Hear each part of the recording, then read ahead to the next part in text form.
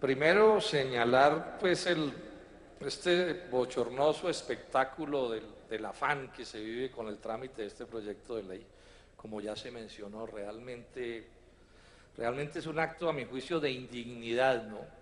Andar tramitando leyes a la carrera para tenerle pues como una especie de presente al jefe del gran imperio, ¿no? A mi juicio es una indignidad. Claro que es que la palabra dignidad poco se utiliza en esta república y particularmente en este gobierno, pero bueno, algunos dejamos la constancia. Espero que el sainete no se dé en Cartagena y escojan algunos personajes de origen popular para que entreguen ¿cómo se llama?, en un cojín de terciopelo esta norma que se está aprobando. Pero no es solo esto, señor presidente.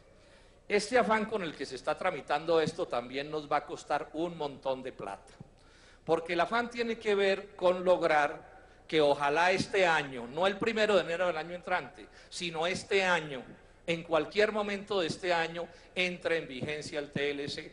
Y eso contiene un truco que le va a valer billones de pesos en rebaja de aranceles a la industria del agro nacional. Explico de qué se trata. El texto del TLC señala que cada año, cada 1 de enero mejor, se irán reduciendo los aranceles de Colombia para la industria y el agro, y en ese sentido irán aumentando las importaciones. Esto organizado con plazos determinados. Los productos de la canasta A se arruinan el primer año porque quedan en cero arancel, los de la canasta B se arruinan en el 5.º año y los de la canasta C se arruinan en el 10.º año. Si el TLC entra en vigencia en agosto, en septiembre o en octubre, el 1 de enero habrá la primer baja de los aranceles. Y esto, por supuesto, es con plata de lo que estamos hablando. Es decir, estamos hablando de un golpe al arroz, a los pollos, al maíz, a la industria nacional, etcétera, etcétera. Luego yo desde ya dejo expresada mi más absoluto repudio a cualquier idea de que ese TLC, que va a ser tan dañino para Colombia, entre en vigencia en cualquier día de este año. Sería una especie de crimen contra la economía nacional adelantar la desgravación, como lo acabo de explicar. De otra parte, este proyecto de ley que estamos discutiendo sobre derechos de autor es parte también integral del TLC. Estados Unidos ha dicho que mientras Colombia no adecue su legislación interna a los designios de Estados Unidos, no pondrá en marcha el TLC. Luego, aprobar esta ley lo único que hace es acercar el día en que el TLC entre en vigencia, y el TLC le va a producir inmensos daños al aparato productivo nacional. Repito, inmensos daños al aparato productivo nacional, ruina del agro, ruina de la industria, desempleo, pobreza, concentración de la riqueza, desnacionalización de la economía nacional. Y entonces, por supuesto, que nosotros no podemos estar de acuerdo con que esta ley se tramite como se viene tramitando. De otra parte, para entender el fondo de esta ley, porque no es tan inocente como lo han querido presentar, hay que entender que el libre comercio, primero que todo, de libre no tiene nada, y en segundo término, no es solo comercio. El libre comercio es una especie de ficción para organizar cómo deben ser los negocios entre las grandes transnacionales del mundo. Y esas transnacionales lo que necesitan es organizar un mundo en el que todo haya menos libre comercio. Y en ese sentido juegan un papel fundamental este proyecto de ley y otro que se va a discutir más tarde, que tiene que ver con cómo aumentar los tiempos del monopolio por la vía de la propiedad intelectual.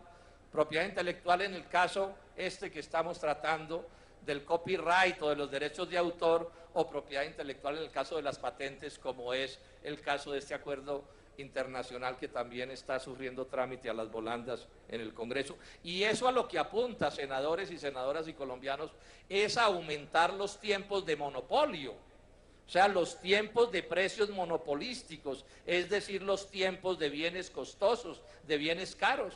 Aquí, como mucha gracia, se dice, no, es que entonces es el derecho de autor de un cantante o de otro cantante, y sí, eso pueden ser los derechos de autor de un cantante u otro cantante, pero para la sociedad eso lo que son es precios de monopolio, o sea, precios bastante más altos que si el monopolio no existiera. Entonces aquí no se puede solo pensar en el derecho individual de quien disfruta del precio del monopolio, sino qué pasa con el derecho colectivo de la sociedad a tener acceso a bienes más baratos, con un agravante o con dos agravantes. Primero, por cada colombiano que reclame derechos de autor o propiedad intelectual, miles y miles y miles de ciudadanos norteamericanos reclaman ese derecho.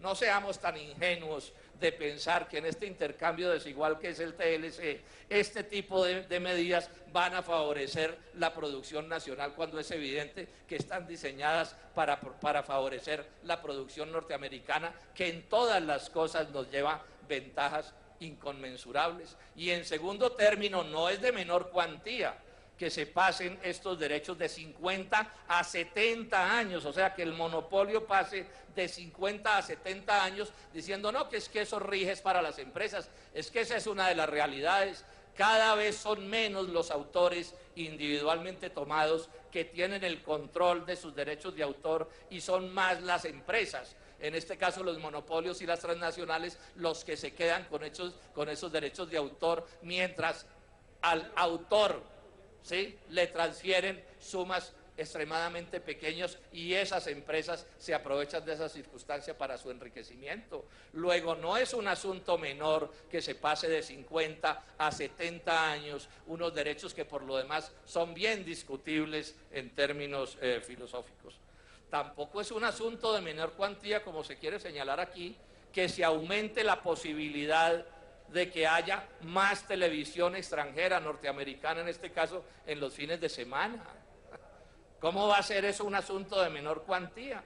Porque es obvio que la tendencia es a que aumente la presencia de la producción extranjera en esas horas. Y lo que es obvio además es que eso golpea el trabajo nacional porque lo reemplaza por trabajo extranjero. Si hay una industria poderosísima en Estados Unidos a escala global, no solo con respecto a un país como Colombia, al mundo entero, es la industria cinematográfica y de televisión de Estados Unidos. Eso es un poder apabullante. Entonces, abrir la posibilidad de que esa presencia aumente con el cuento de que es que vamos a poder competir porque aquí ya hicimos algún tipo de telenovela, es de una ingenuidad que por supuesto yo no puedo compartir, porque la tendencia es a reemplazar trabajo nacional por trabajo extranjero, y estemos seguros que si así sucede, si este TLC por fin entra en vigencia, eso será lo que van a sufrir los productores de televisión y de cine colombianos. Tampoco es menor lo que se ha señalado aquí con respecto al caso del Internet. La bien llamada ayer ley Lleras sigue reflejada en este proyecto de ley. Yo comparto la idea de que esto se trata de una ley Lleras 2.0. No podemos caer en la ingenuidad de pensar que las transnacionales norteamericanas promueven el monopolio, promueven la exclusión, promueven la ausencia de competencia en todos los aspectos de la vida donde les sea posible imponerlas, y resulta que para efectos del Internet se van a poner escrupulosas, y ahí sí van a permitir que avance la creatividad de los jóvenes y que se manifiesten de cultura que existen para el Internet. No, eso está cargado de veneno para impedir que el Internet abra las inmensas posibilidades que debería tener. Para terminar, señalar dos cosas más, señor presidente.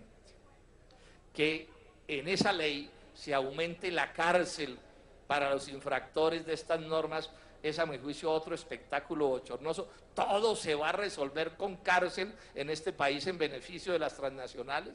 Lo que antes eran contravenciones de tipo económico que se tramitaban de otra manera, ahora es con cárcel. Están llenando las cárceles de pequeños y medianos mineros que se atreven a desafiar el monopolio de las transnacionales, que se han quedado con los títulos que cubren el territorio nacional, y ahora aquí nuevamente cárcel para los infractores, código penal en la mano. ¿Eso qué tiene que ver con la democracia? En un país lleno de pobres, de rebuscadores, de gente que se tiene que ganar la vida en medio de las condiciones más difíciles.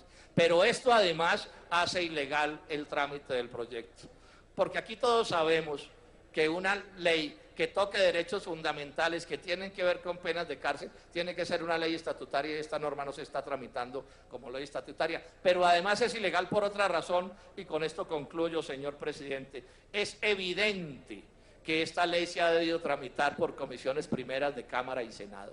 Eso está absolutamente claro.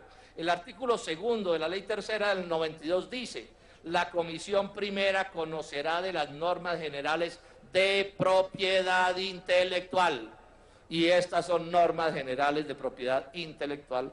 Y tengo aquí en mi poder suficientes sentencias de la Corte Constitucional que señala que en casos en los cuales una ley no se tramite por la comisión respectiva de acuerdo precisamente con la ley que acabo de mencionar, pues el trámite es un trámite ilegal. Entonces digamos también que todo este afán podrá terminar conduciendo a que la dichosa ley, ¿sí?, en el cojincito de terciopelo le sea entregada al presidente Obama en los próximos días en la ciudad de Cartagena, pero estoy seguro que la Corte Constitucional habrá de tumbarla, porque desde ya anuncio que la vamos a demandar, porque no puede ser que el Congreso de Colombia, donde se supone que se hacen las leyes y estamos los que algo entendemos de estos asuntos, hagamos un trámite que, de acuerdo con la ley, de acuerdo con la Constitución y de acuerdo con las sentencias de la Corte Constitucional, es evidentemente ilegal. Muchas gracias, señor presidente. Senador.